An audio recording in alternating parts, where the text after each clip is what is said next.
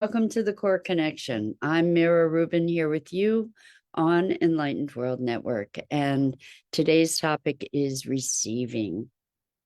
Life's bounty is so vast and available at every moment, if only we can make ourselves available to it by opening ourselves to receiving those gifts. So that's what we're going to talk about today. And it should be a fun conversation. Before we get started, let's take a minute or two to get present. So let's take a deep breath in through your nose and hold it. And imagine clean, crisp oxygen flooding your lungs, flowing into your bloodstream, nourishing all your cells, all your organs, bringing vital life energy to your body and being. And as you exhale, exhale any tension, stress, negativity, fatigue. And now let's take another deep breath in through your nose and hold it. This time, imagine brilliant, bright light lighting you up from the inside out, illuminating, electrifying, and energizing all your cells, all your molecules, all your electrons, creating a brilliant beam of light and energy out from your heart into the world. And as you exhale, exhale any remaining tension, stress, negativity, fatigue. And now let's press our palms together. Vigorously rub your hands together to feel the friction, the temperature, the pressure, the motion, the tickling and tingling when you stop, and allow all those sensations to bring you present right here, right now, into this remarkable physical form that enables you to experience life. Welcome, welcome, welcome. Good morning. Good morning, Rosalind. Good morning, Robin. So good to have you both here this morning, and welcome to everybody else who's joining us. So we are talking about receiving. Originally, I was going to call today's session presencing, but I opted, that's my chair in the background. I opted to call it receiving because we get to open ourselves to receiving the bounty of life. And so often what is the case is that we're so enmeshed in the distractions of life's demands that we aren't really present at all. We're not engaged. We're just doing very mechanically, automatically.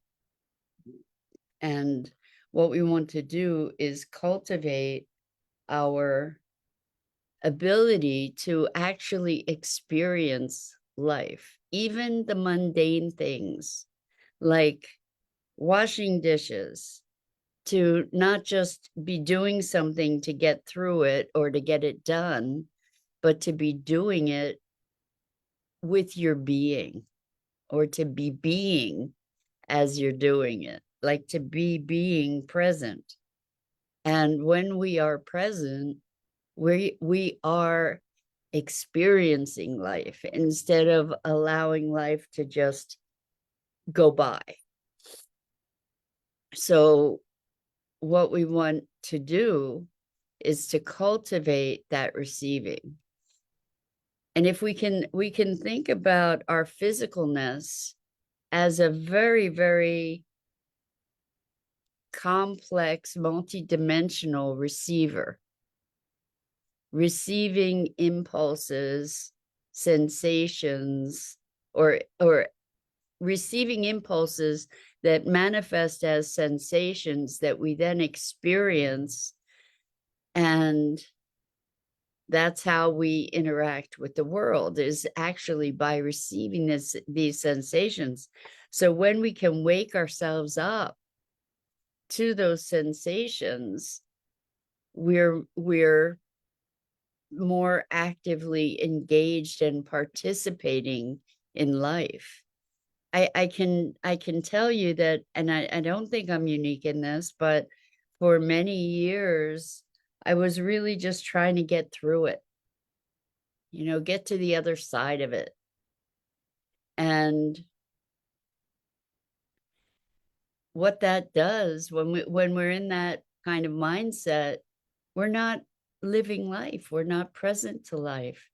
We're maybe enduring it, but not connected to it. And there's such a richness, even if we can just connect to our sensations. So much of the spiritual path that I was kind of indoctrinated to was trying to conquer the body or transcend the body or forget the body. But the thing is, even if we are spirit manifest in physical form, if we are consciousness manifest in physical form, the thing is, we're manifest in physical form. So there's an incredible richness about that. The fact is that all of our sensations, all of our experiences, hearing, seeing, all our senses are a function, are intimately integrated and interwoven with our physicalness. And so, especially as women in this culture, we are taught to be very critical of our appearance, of our bodies, let alone ourselves. I mean, all of us are taught to be self-critical. But for women especially, we also deeply objectify our bodies. The culture is one where women's bodies are objectified, but it's not just men that are doing that objectification. We do it as well.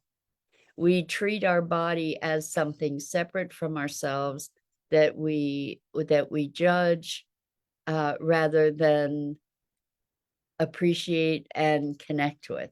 And part of our path to wholeness, I believe, is metabolizing those the physicalness that we are.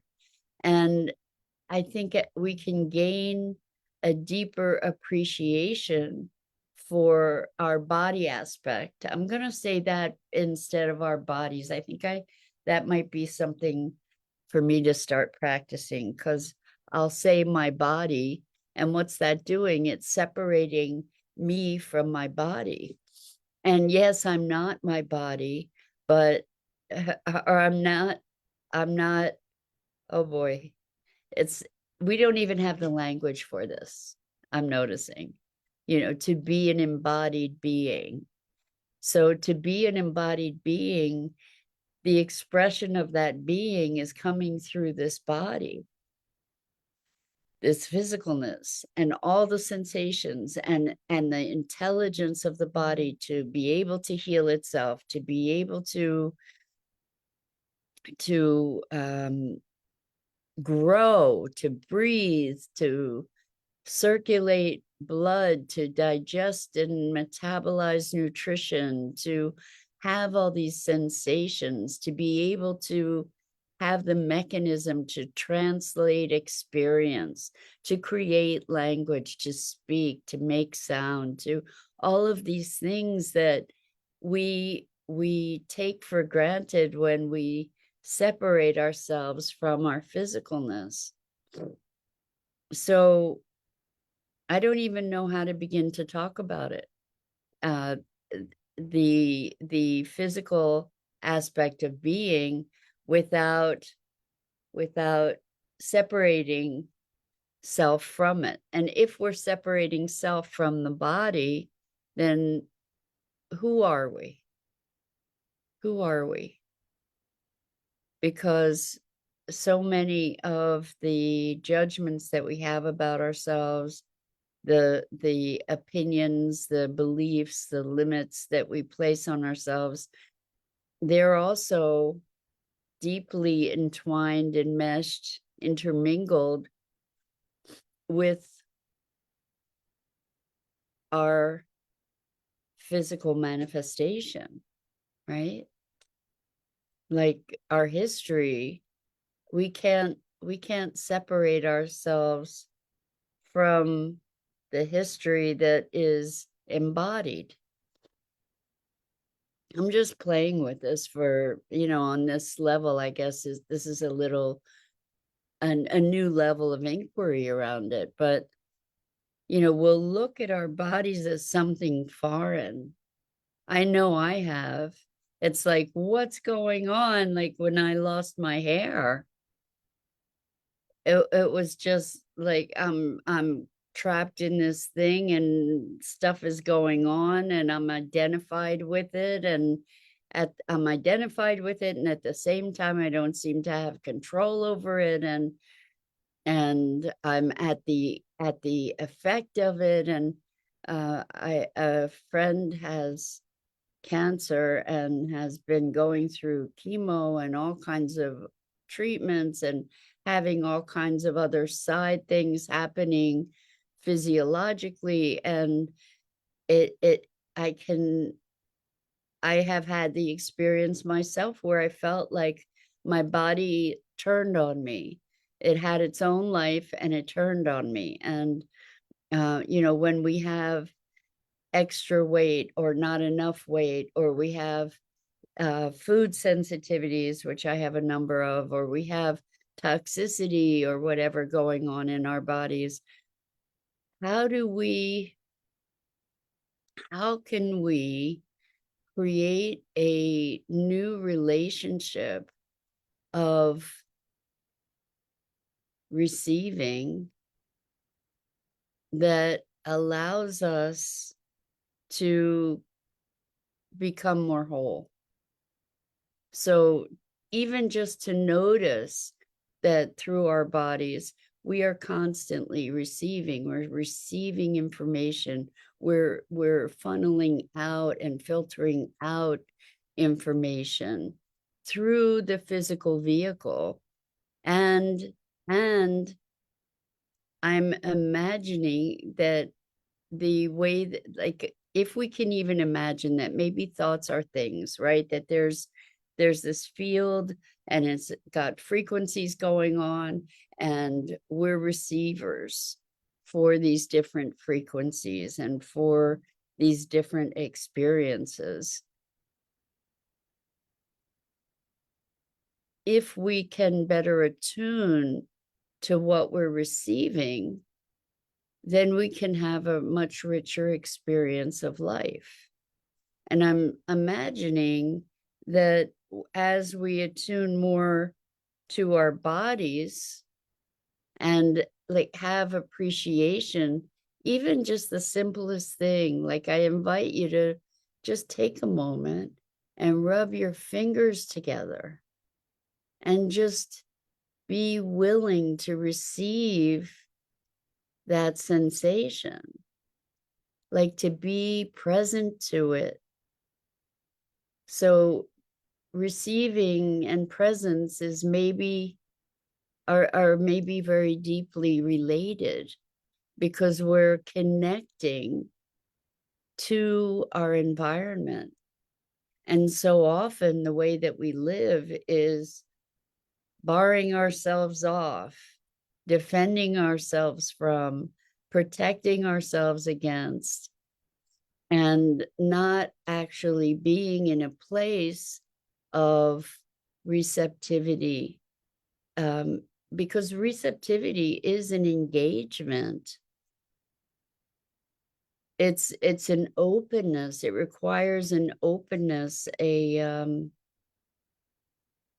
expansiveness to be able to receive the information. For instance, for me, one of the things that brings me most readily into presence and also into an experience of love and expansiveness is beauty. And there needs to be an openness to receive, perceive beauty. Bernadette, oh my gosh. Good morning. Good morning. It's been forever. Welcome back. It's so good to have you here with us. So we're talking about receiving and the willingness to receive. Uh, it's so interesting to me how we may be willing to give and give and give and give, and yet when it comes to receiving, we've got a whole bunch of stuff going on, and we're not an invitation. We're not an invitation for receiving the gifts that are offered us. And I don't mean just gifts that are offered by other people, but even the gifts that the universe offers us all the time. But we're not in receiving mode, so we don't even perceive those gifts. So Bernadette says, been stuck in the body that has a mind of its own and different from my own thoughts. Yeah, so I think, Bernadette, I think that is a common experience, a common plight, is that we feel like whoever we are, we're trapped in this physical thing instead of recognizing that this physical thing is a vehicle of our expression, at least also, if not entirely. And I believe this, and I don't know how to penetrate it fully to its deepest expression yet, but I believe that as we experience life, as we process energy, that when we don't process energy, for instance, when there is emotion that's stuck through trauma or repression, suppression, when there's emotion that's stuck, if it's stuck for long enough, it compresses and compresses and compresses and ultimately manifests itself physically. And it may not be something that we have conscious access to, how that compression has happened. But to be able to release that energy, to be able to allow it to decompress and dissolve and diffuse, that has the effect in many cases of shifting our physical experience. I don't know if y'all are familiar with Bashar. I think it was Bashar that I heard this from. It was, but Bashar is a channeled entity that is really, really interesting. And so much of what we talk about here is echoed by the things that Bashar says. So they were talking about instantaneous healing. And this isn't necessarily in the line of receiving. Maybe it is, but I thought it was really interesting. And what he was talking about was there are multitudes of timelines. That's what physics says anyway, right? That there are infinite timelines. And so we are expressed, or we have the ability, or we do express ourselves in multiple dimensions, multiple timelines. And so Robin says, I'm enjoying him. Me too. Me too. So what he says is for spontaneous healing to occur, you transition yourself into one of these timelines where you are fully in the experience of a version of yourself that never had whatever that ailment is. And stepping fully into that timeline then disappears the ailment, the complaint, the condition, because it never existed in that timeline. And I truly do believe that we are multidimensional beings. I think we're switching timelines around all the time. It's just that the subtlety of it, the nuance, is generally indetectable. So this was years ago, I came up with this notion of how to reconcile the idea of fate and predestination. And what I came up with is that there are these multitude of timelines. At any given moment, we have a choice point. And when we make a choice, that well, each timeline, by the way, in this concept, each timeline is fixed. It has its own trajectory. And then we make a choice and we're catapulted into a different timeline with a different trajectory. And then we make another choice, and then we make another choice. And so it's kind of like this wonderful maze of potentiality where we're moving into different fated paths, but we can move from one to another. And so if there is a multitude and an infinite number of timelines in which we can place ourselves, then we can place ourselves into a timeline where this condition, this disease, dis-ease, or complaint just never existed. We can place ourselves in timelines where our potentials are magnified exponentially. It's really an interesting concept. And I've seen, see, the thing is that switching from one of these timelines to another, usually, as I said earlier, is so subtle because the shift is subtle. The shift seems small, but it's actually put you in a whole different trajectory. So if you think about a rocket ship, if it's off by a degree, that can turn into something quite dramatic over time and distance. And the most subtle shifts can put us on a whole new path for discovery. And mostly we don't detect these things, but every now and then there's a shift that's so radical that things are very, very, very different. And you may have heard of the Mandela effect.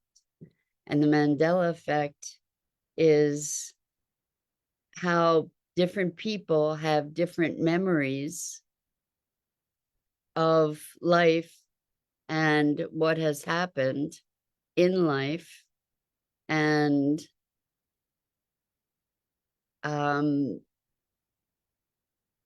there are groups of people who have the same common memory, but if we look at history or documentation, the memory that this group has is at odds with the way things are reported.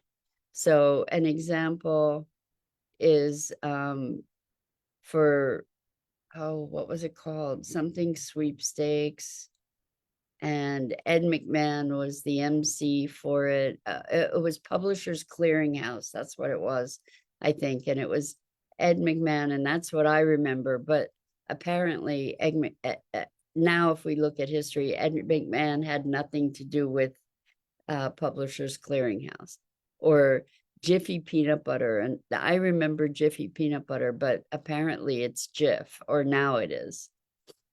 So anyway, I invite you to check that out. I don't quite know how we got here from receiving, but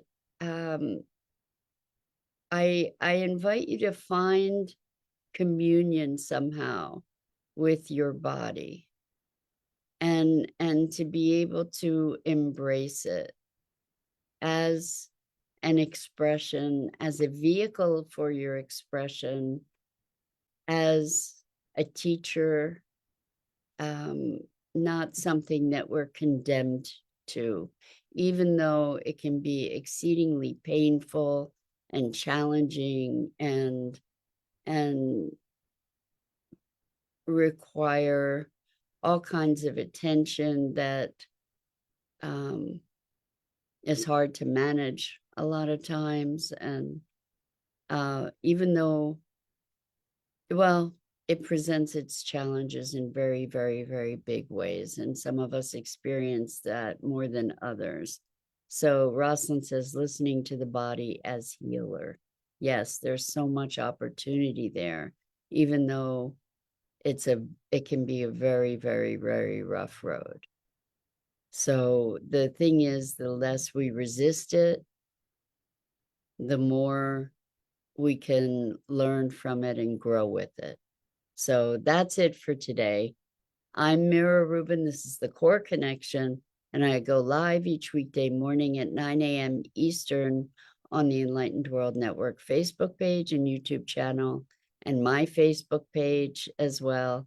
And there's a Core Connection YouTube channel as well that has all these recordings. And I wish everyone a wonderful weekend. Thank you, Rosalind, for weekend wishes. And as always, I'm so grateful, really, truly, deeply grateful to have the opportunity to connect with you and explore consciousness together. So until next time, so much love to you.